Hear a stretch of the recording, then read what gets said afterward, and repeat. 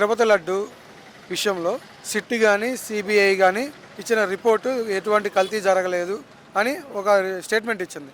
అయినా కూడా టీడీపీ వాళ్ళు ఫ్లెక్సీ లేటాన్ని ఎలా చూస్తారు? టీడీపీ ఫ్లెక్సీ లేటంటే అసలు వీళ్ళ రాజకీయమే కుల రాజకీయం కన్నా వీళ్ళు చేస్తున్నంత కులాల మధ్య గొడవలు పెట్టి రాజకీయం లాక్కోవడమే కదండి. వీళ్ళకి కావాల్సింది పదవి. వాళ్ళకి ఎలా గెలిచామనేది కాదు, దేవుడు లేదు ఏం లేదు. దేవుడు కాలం వచ్చి పెడితే పోతాంలే అనుకుంటారు కానీ పర్టికులర్గా దేవుడి మీద మెన్షన్ చేసి ఏమి లేదు. సిట్టు సెంట్రల్ ఇన్వెస్టిగేషన్ టీము అంతకంటే ఇంకా హైయెస్ట్ ఏం లేదు కదండి. వాళ్ళే తేల్చి చెప్పారు కాదని. ఇప్పుడు నిన్న అంబటి రాంబాబు గారు కూడా ఫ్లెక్సీ దగ్గరికి వెళ్ళి నుంచొని ఇది తొలగించండి, ఇది అబద్ధ ప్రచారం, ఇది వాస్తవం కాదు, నేను చెంచలేక కాదు అని అన్నారు. దాంట్లో తప్పేం లేదండి. ఇప్పుడు ఇది భారతదేశం లౌకిక ప్రజాస్వామ్యం కలిగిన దేశం. రాజ్యాంగంలో అందరికీ స్వతంత్ర హక్కు ఉంది, ఎవరైనా మాట్లాడే హక్కు ఉంది, భావస్వేచ్ఛ హక్కు ఉంది. ఎలా పడితే అలా దాడులు చేస్తే రేపు మీ మీద చేయరా?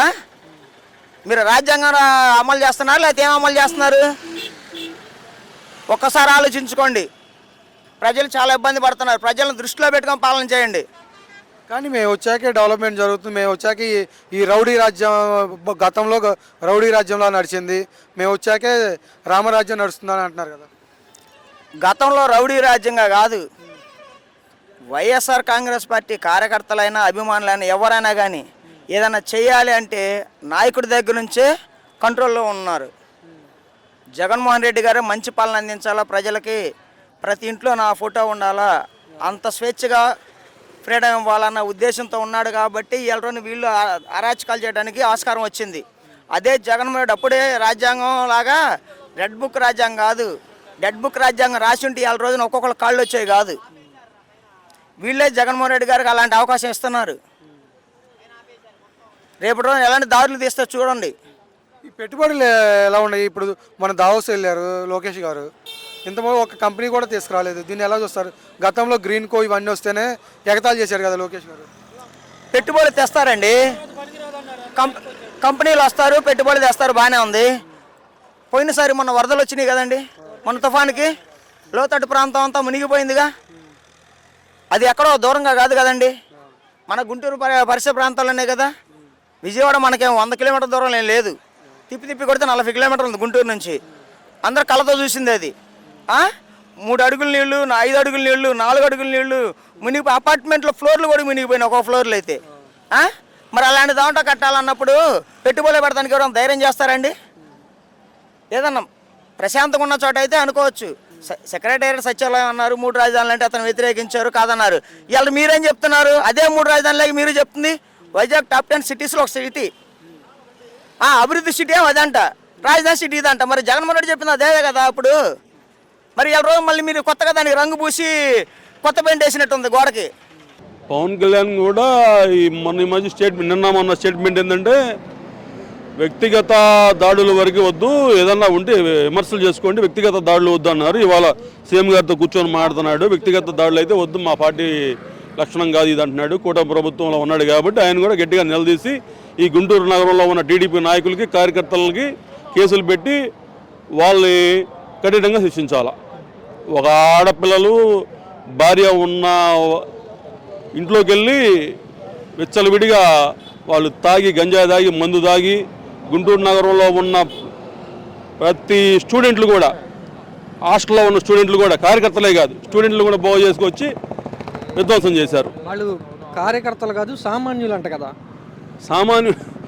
సామాన్యులు ఎవడన్నా రోడ్డు మీద కూర్చొని ధర్నా చేస్తాడే కానీ దాడులు చేయరు. వాళ్ళు ఓన్లీ ఆ సామాజిక వర్గం వ్యక్తులు వివిధ జిల్లాల నుంచి వచ్చి ఆ నగరంలో, గుంటూరు నగరంలో ఉన్న స్టూడెంట్స్ వాళ్ళ జీవితాన్ని కూడా ఈ నాయకులు నాశనం చేస్తూ ఉన్నారు.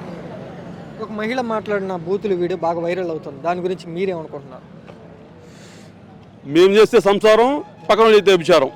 మేము తిడతాం, మేము ఎగబడతాం, మేము గుడ్లేస్తాం. ఆఖరికి స్థానిక ఎమ్మెల్యే కూడా ఒక సంఘ వ్యతిరేక శక్తిలాగా వచ్చేసి మళ్ళీ వస్తాం, మళ్ళీ దాడులు చేస్తామంటుంది. అంటే ఈ వైఎస్ఆర్సీపీ కార్యకర్తలు చేతగాని వ్యక్తులేం కాదు.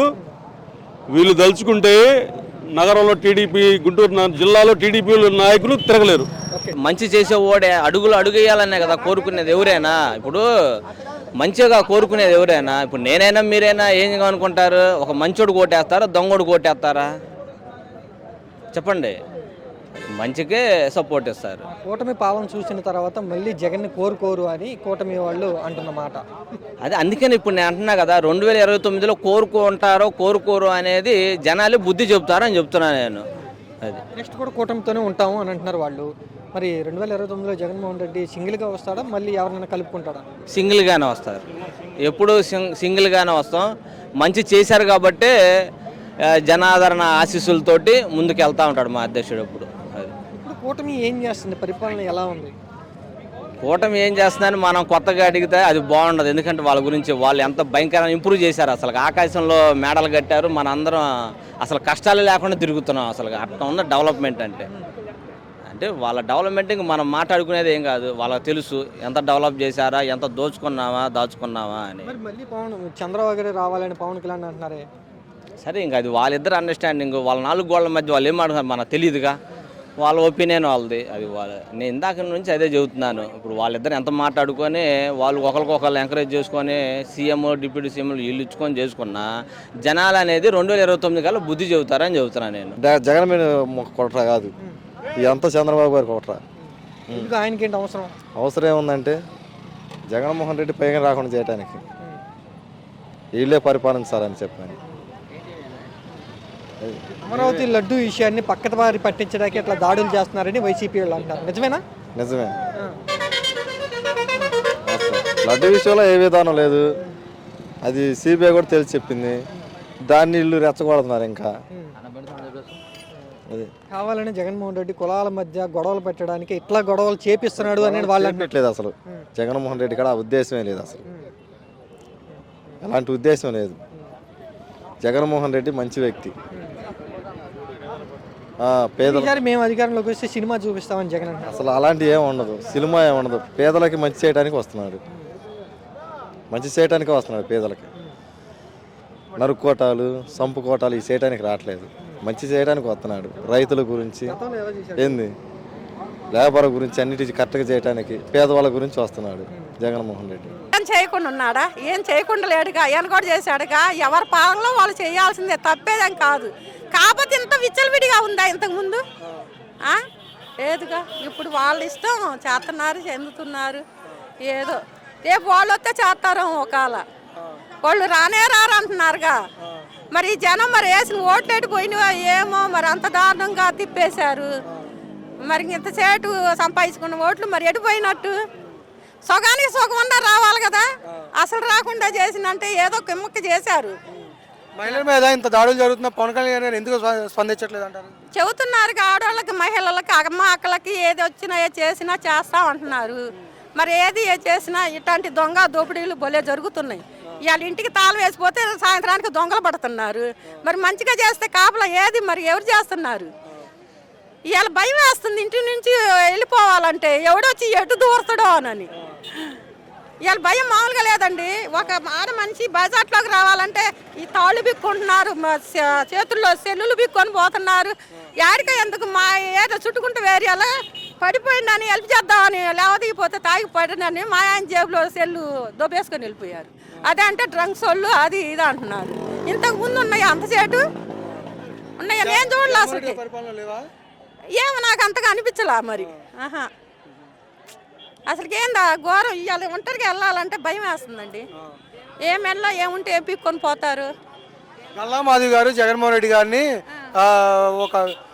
జగన్మోహన్ రెడ్డి నువ్వు వస్తే నీ ఆస్తులు అమ్ముకోవడం తప్ప వేరేది ఏం లేదు, ఇన్ని కార్యకర్తలు మొత్తాన్ని కూడా గుంటూరు రానియం అంటున్నారు. ఎందుకు రానియరు? ఏమన్నా వాళ్ళ సొత్తా వాళ్ళకున్నంత వీళ్ళకి లేదా?